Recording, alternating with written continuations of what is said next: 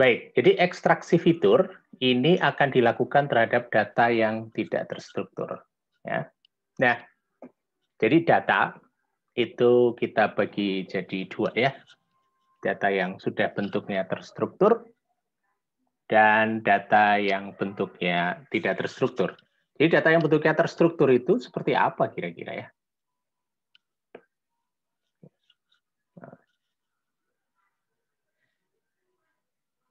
Data yang bentuknya terstruktur kira-kira begini. Yang sudah kemarin teman-teman lihat ya. Misalnya di sini ada tinggi badan, berat badan, kemudian ini labelnya ya. Kalau tinggi badannya 160, berat badannya 50, ini labelnya ideal misalnya. Berat badannya 190, tinggi badannya 190, berat badannya 50, misalnya ini labelnya kurus misalnya. Ya. Ini kita sebut sebagai data terstruktur. Nah, data ini kalau saya tulis dalam bentuk lain, itu kan sebetulnya begini ya.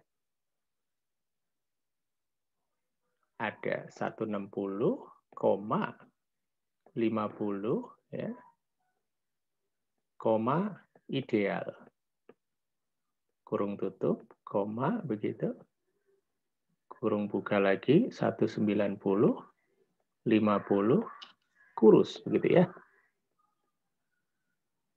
Nah, ini biasa kita sebut sebagai vektor ya. Di sini vektor masukannya ada 2.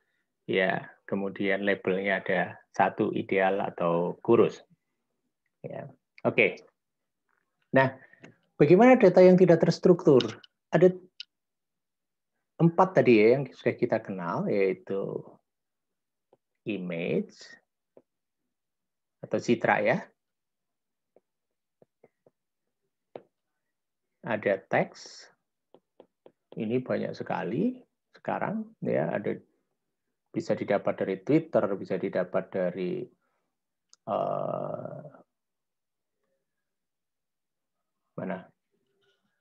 Facebook, Instagram juga ada teksnya ya, atau dari koran ya, koran online itu teksnya sudah ada banyak sekali ya. Lalu ada video, ada suara ya. Dan ada yang lain nanti, sinyal-sinyal yang lain yang tidak terstruktur atau data-data yang lain yang tidak terstruktur. Ya. Nah, untuk data-data seperti ini belum ada representasi yang tertata seperti ini. Ini nggak ada. Nah, karena nggak ada, maka ini harus ada transformasi. Jadi data yang tidak terstruktur ini transformasi menjadi terstruktur gitu. Itu yang kita inginkan ya. Nah, transformasinya tentunya untuk setiap jenis data ini berbeda, tetapi targetnya sama. Apa targetnya? Targetnya adalah untuk setiap individu data. Kalau itu image berarti untuk setiap image, kita berharap kita mendapatkan beberapa buah angka yang dapat mewakili image itu. Nah, beberapa buah angka yang mewakili image itu kita kemudian sebut sebagai fitur. Oke, maka pekerjaan untuk mentransformasi juga sering disebut sebagai ekstraksi fitur atau ekstraksi ciri. Ya, ekstraksi ciri. Oke. Ya, jadi kita sudah di sini ada transformasi ya yang pekerjaannya adalah untuk mengekstraksi fitur atau dalam bahasa kita ganti dengan kata-kata ciri. Oke. Nah, contoh. Oh ya, bentar. Saya akan balik ke sini lagi. Nah, karena di sini bentuknya tidak terstruktur, kemudian targetnya adalah terstruktur yang masing-masing terdiri dari beberapa kolom data, yang masing-masing kolom data itu akan menghold, akan menyimpan satu angka, sehingga yang tadinya adalah katakanlah image begini, ya, maka nanti di sini akan menjadi ya sederetan angka. Ya, 1, 5, 11, 12 gitu ya. Sederetan angka ini ya, sederetan angka yang berjejer begini, ini kita sebut sebagai vektor. Maka kata lain yang juga sering dipakai adalah proses ini, ekstraksi fitur, transformasi, atau juga sering disebut sebagai vektorisasi. Ya, jadi istilah lain di sini adalah vektorisasi. Jadi jangan bingung kalau ada orang menyebut dengan istilah yang berbeda-beda. Karena nanti kalau kita melakukan untuk teks, itu ada vektor transformation, transformasi vektor. Ya, mengubah teks menjadi vektor, sering juga disebut sebagai vektorisasi. Itu juga boleh ya. Jadi ini ada 3 istilah ya, paling tidak ya, untuk pekerjaan ini. Oke. Nah, contoh sekarang. Contoh misalnya ketika kita punya 3 buah teks. Saya suka makan tahu. Dia suka dia suka sama kucing saya. Kemudian Tony suka tahu goreng. Nah, ini kalau ditaruh di dalam format terstruktur, format tabel, itu akan membingungkan. Ya, sehingga kita bisa melakukan transformasi dengan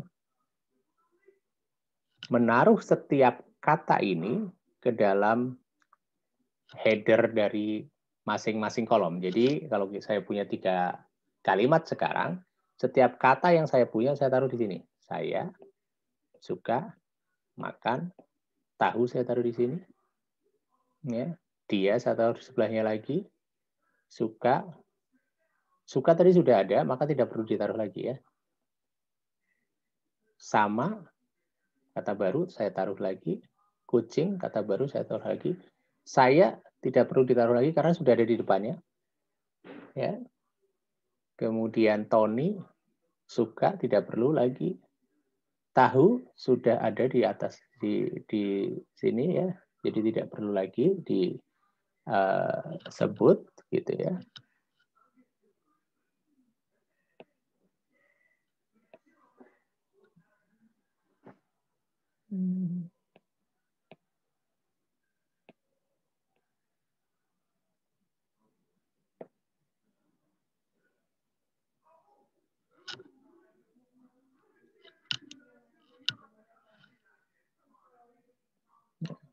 Kemudian goreng. Ini ada di sebelah kanan sendiri.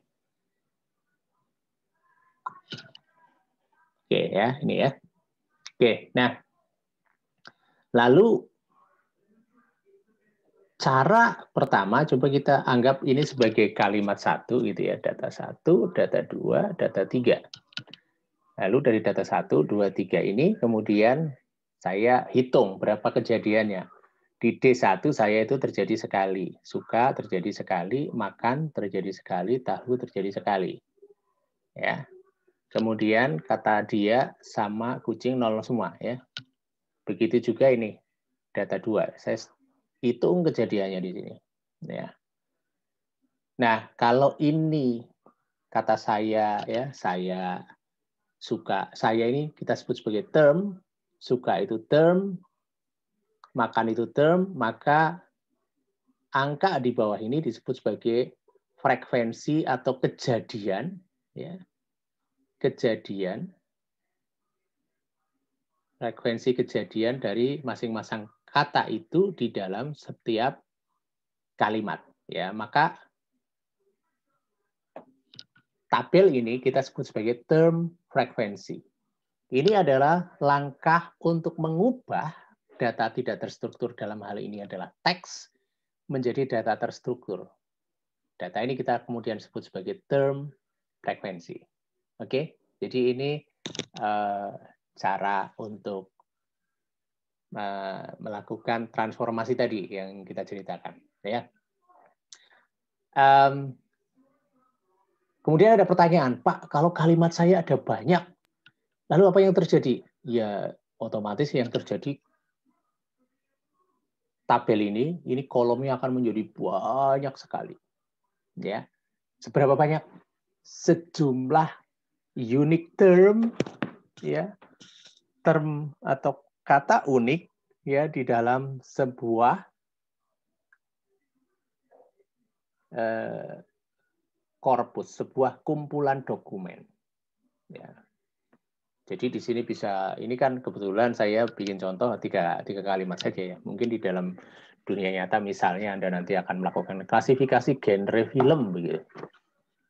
Genre film itu ceritanya kan panjang itu, ya. Untuk satu film aja mungkin ceritanya ada terdiri dari 5.000 kata gitu. Kalau 3 film ya mungkin karena ada kata-kata yang sama, 3 film kita akan mengelola 10.000 kata gitu. Nah, maka ini kolomnya akan jadi banyak. Ya, jangan khawatir, nanti kita coba. Nah,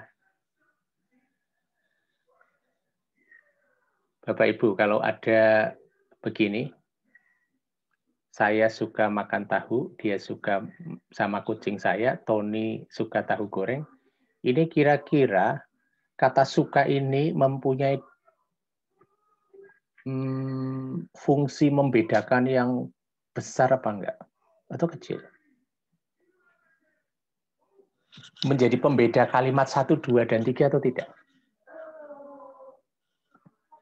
Ya. Tentu jawabannya menjadi tidak. Karena apa? Karena tiga-tiganya sama-sama suka.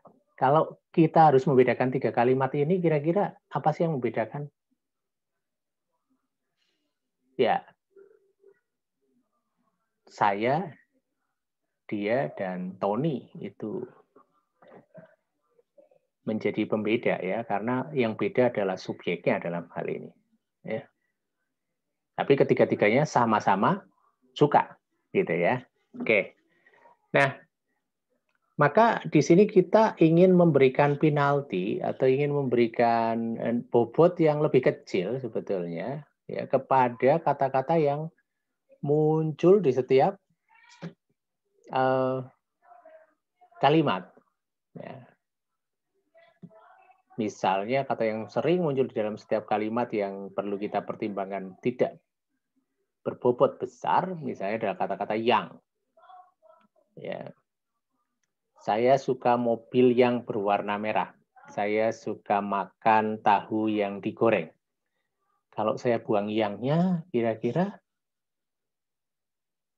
bermasalah nggak? Saya suka mobil berwarna merah, saya suka makan tahu goreng. Ya, nggak ada beda makna. Dengan demikian, kata yang ini menjadi kata yang kurang bermakna. Nah, ciri-ciri kata yang kurang bermakna gimana? Ciri-cirinya adalah kata yang selalu muncul.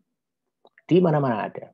Ya, kalau itu di mana-mana ada, maka dia akan memiliki bobot yang kecil. Ya, ini namanya hukum kemenonjolan atau hukum saliensi. Apa itu hukum saliensi? Hukum saliensi adalah hukum yang mengatakan bahwa sesuatu itu dikatakan menarik, ya, perlu diperhatikan, ya, jika dia berbeda dengan lingkungannya, jika dia berbeda dengan yang ada di sekitarnya.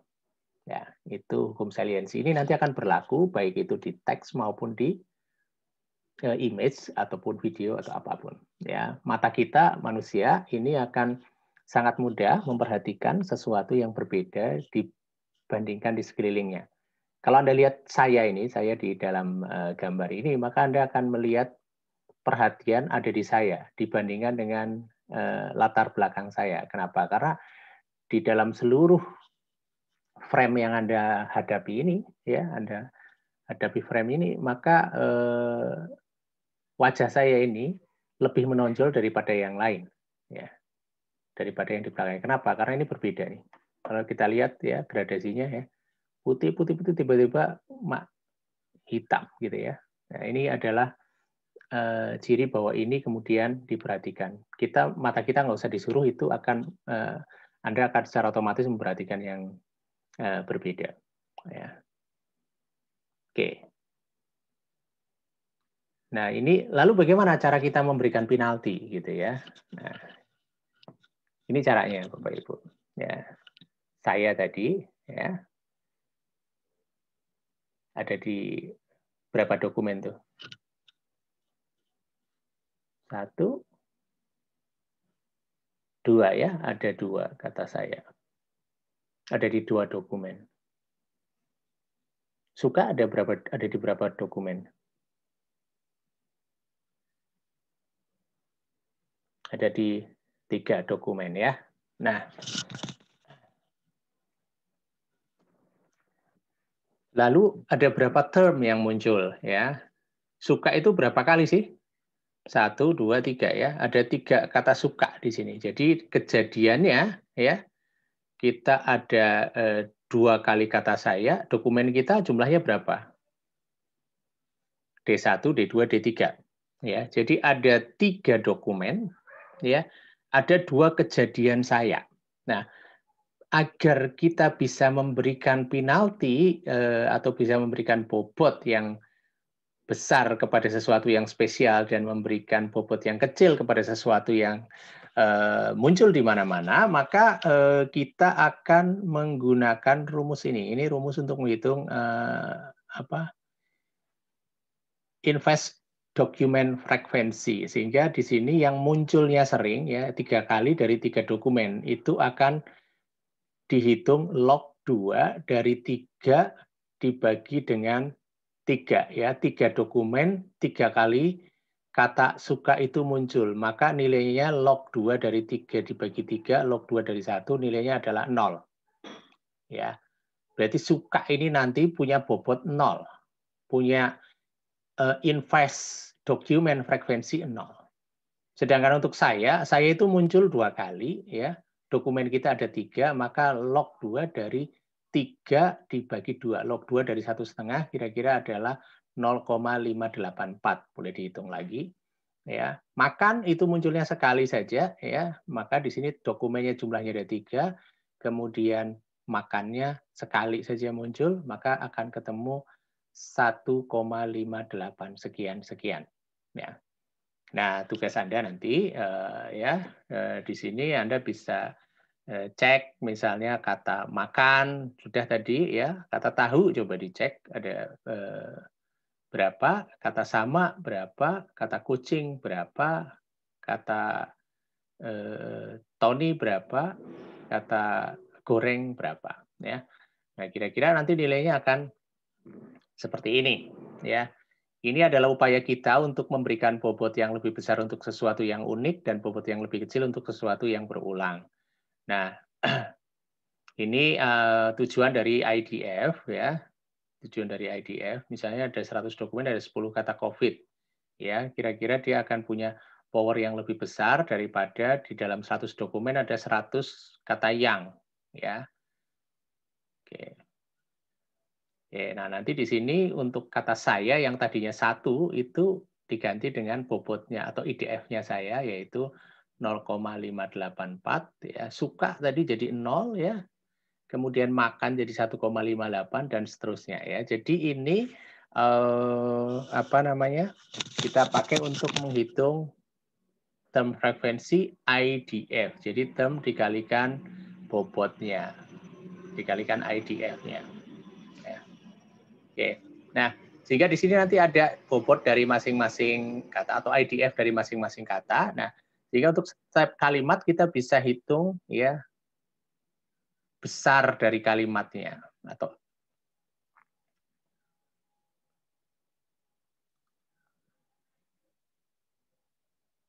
ya yang rumusnya adalah akar dari ya masing-masing angka, masing-masing anggota dari vektor ini dikuadratkan.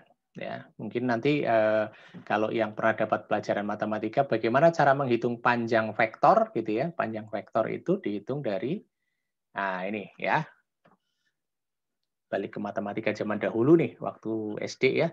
Ini ada garis gitu ya, ada garis di sini, ya, ada garis di sini.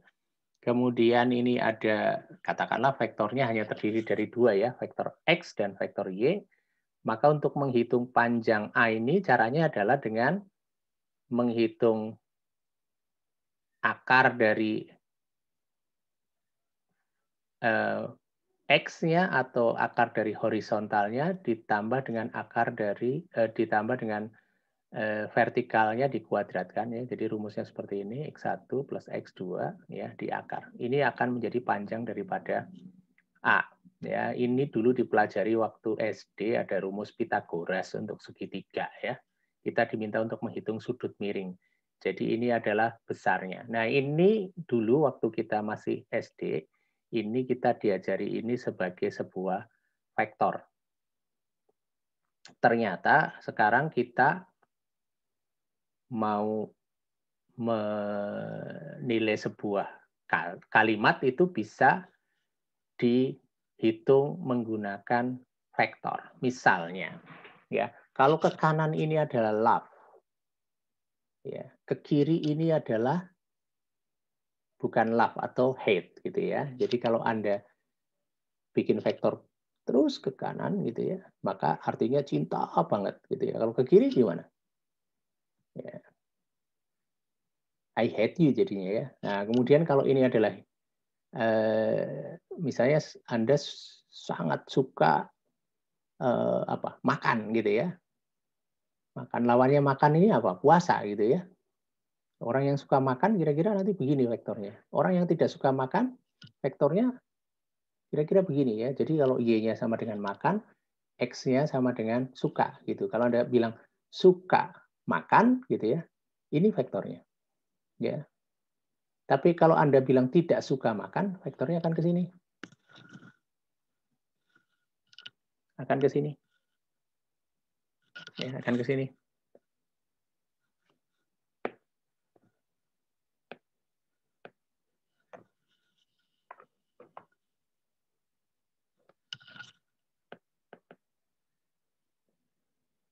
Ya, akan ke sini.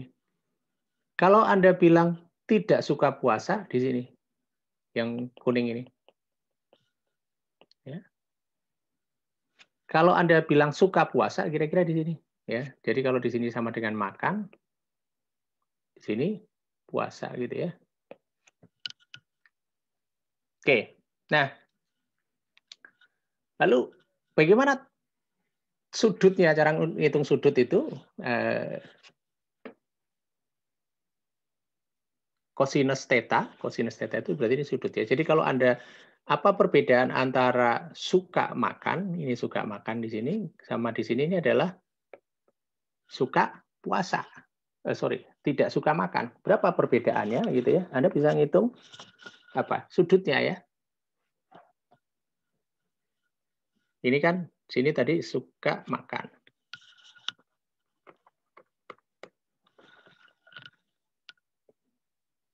Ya. Ke sini tadi suka makan. Ke sini suka tidak makan. Tidak suka makan.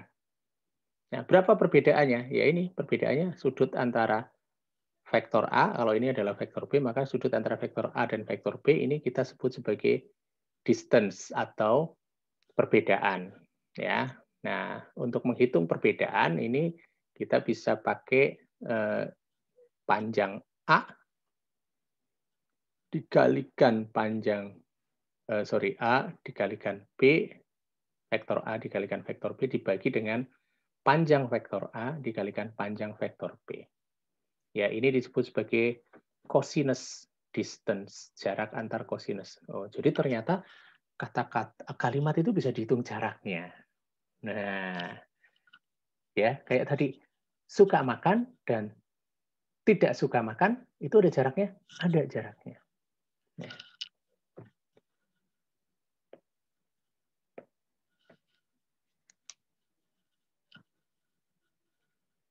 Oke, ini cara untuk menghitung jarak. Nah, ini love ke sini, hate ke sini. Di atas I, di bawah U gitu ya. Oke, nah bagaimana similarity atau fungsi kesamaannya? Fungsi kesamaan kita pakai yang ini, ya, pakai yang saya turut merah ini disebut sebagai quotient similarity function. Ya, bagaimana quotient itu? Ya, tadi quotient itu artinya adalah A, vektor A dikalikan vektor B dibagi dengan panjang dari vektor A dibagi dengan panjang dari vektor B. Nah, bagaimana cara ngitungnya? Nah, cos theta ini sama dengan vektor A kali vektor B itu artinya A ke I dikalikan B ke I dibagi dengan panjang vektor A dikali dengan panjang vektor B. Contoh, ini contoh ya, biar gampang. Contohnya, misalnya saya punya vektor A. Vektor A ini ke kanan atau sumbu X ya, XA-nya itu adalah 1, ke atasnya 1. Oke? Ini vektor A nih. Saya pakai warna yang lain biar kelihatan.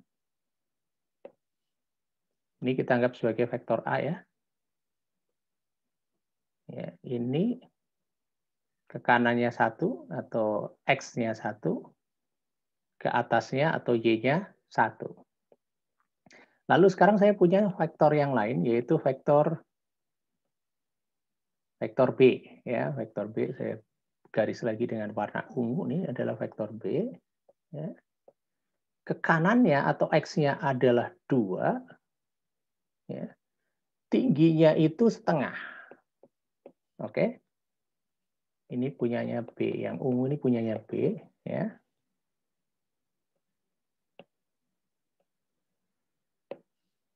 Yang kuning ini punyanya A. Bagaimana cara menghitung jarak? Jarak tadi kan berarti sudut ini ya. Sudut ini ya, atau dengan kata lain ini jaraknya nih. Saya beri warna yang lain. Ini jaraknya ini. Oke. Jaraknya ini. Jadi ya, kita buat satu garis tegak lurus terhadap vektor yang lebih panjang dan kita ukur berapa panjangnya. Ini adalah cosinus theta. Ini adalah sudut theta-nya. Ya, ini adalah cosinus theta. Nah, cara ngitungnya bagaimana? Kan tadi ya, penjumlahan dari vektor A dikalikan vektor B. Maka di sini ada vektor A-nya itu 1, vektor B-nya itu 2 untuk sumbu X. Jadi 1 kali 2 ditambah dengan vektor A-nya 1, vektor B-nya setengah. 1 dikali setengah ditambahkan. Dibagi dengan ya panjang dari vektor A atau ini vektor A ini panjangnya berapa dari sini ke sini panjangnya berapa, itu kan tadi adalah akar dari ya faktor ke X dan faktor ke Y. Jadi akar dari 1 kuadrat ditambah 1 kuadrat dikali dengan ya untuk yang warna ungu ini ya panjangnya adalah 2 kuadrat ditambah setengah kuadrat di akar. Ya. Bisa dilihat ini adalah perhitungannya. Ya. Maka akan ketemu di sini 1 kali 2 sama dengan 2, ditambah 1 kali setengah, jadi 2 setengah dibagi akar 2 ditambah akar 2 kuadrat, ya, 4 ditambah setengah kuadrat, 0,25. Jadi akar 2 ditambah akar 4,25. Sama dengan berapa nanti silahkan dihitung sendiri. Ini tugas buat Anda ya. Oke. Itu cara menghitung jarak. Jarak antar kalimat. Lalu bagaimana Pak? Kalau misalnya nggak bisa digambar, kalimatnya itu saya suka makan tahu, otomatis sumbunya itu nggak cuma X sama Y ya. Ini kan X sama Y, cuman Anda bisa pakai untuk nulis kata suka makan. Nah, kalau saya suka makan tahu berarti sumbunya ada 4.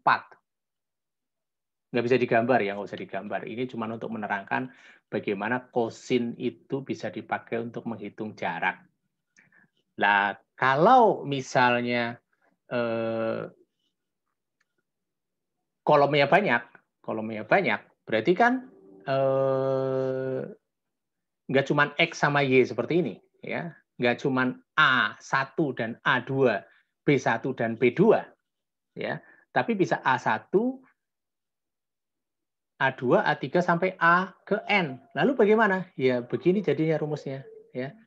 A vektor A dikalikan vektor B dibagi dengan ya panjang vektor A dikali panjang vektor B. Nah, jadi kosinus theta atau jarak antar vektor itu akan sama dengan ya penjumlahan dari I sama dengan 1 sampai dengan N. N itu adalah jumlah kolom, ya. Ya, di sini yang dikalikan adalah AI dikalikan BI, ya, dibagi dengan ya panjang daripada vektor A, ya, yang rumusnya adalah akar penjumlahan dari I sama dengan 1 sampai dengan N, ya, A ini adalah I kuadrat, ya, di akar, ya, ditambah dengan penjumlahan dari I sama dengan 1 sampai dengan N, B I kuadrat, BI kuadrat, ya. Jadi kalau ini ditulis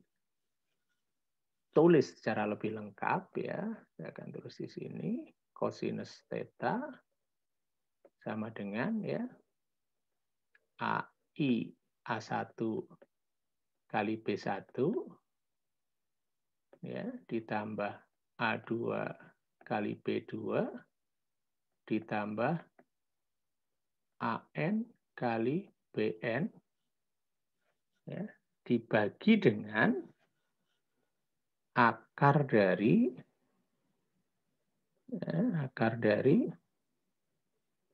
A1 kuadrat ditambah A2 kuadrat AN kuadrat di akar dikali dengan sama B1 kuadrat sampai dengan BN kuadrat di akar.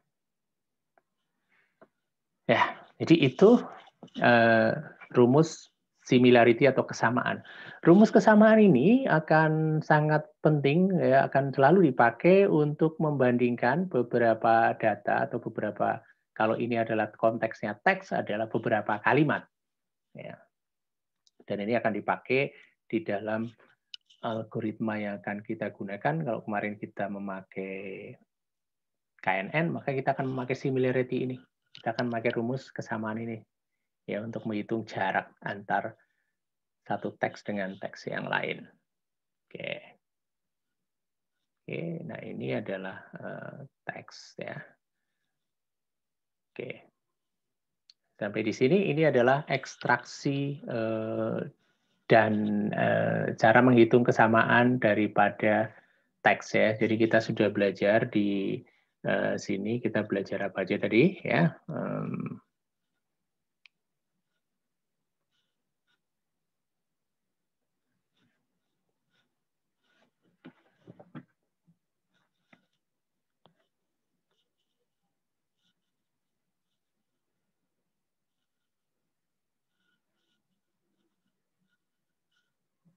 Ya, kita sudah belajar